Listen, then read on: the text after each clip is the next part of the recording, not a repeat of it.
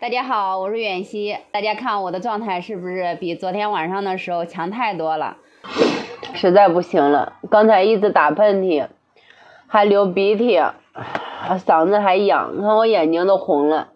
出去诊所去包点药，9点了，一会儿怕他们关门了，赶紧去。10岁了，换里边挪成办公室了。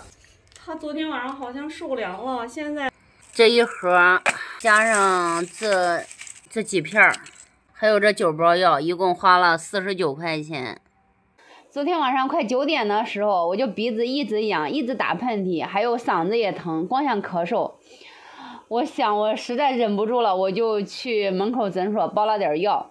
没有想到他说我不是感冒了，我是过敏性鼻炎，就给我开了3天的药。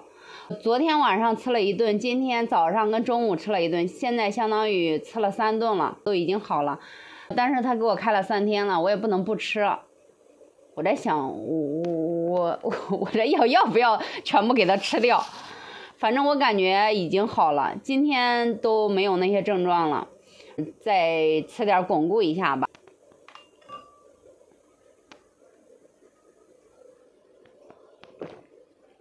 有一个药真苦，还有这个是1次2片。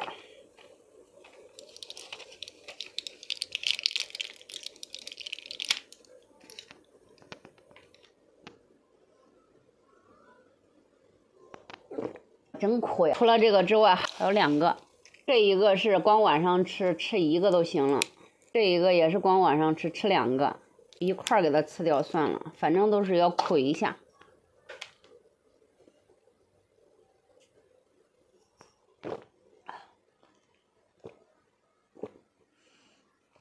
看来治错方向就是会那个啥，我前面都一直以为是感冒了，喝的39感冒灵不顶用。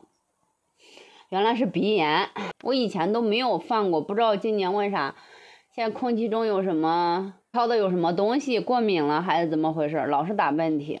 好了，现在已经好了，我前面我都想着我说感冒那么多天都没有好，这下好了，感觉就是不打喷嚏啊，不咳嗽呀，就是这一些之后浑身都轻松了。如果大家就是有类似的情况呢，你们也可以去就是让医生看一下到底是什么情况，别自己在家乱吃药再吃错了。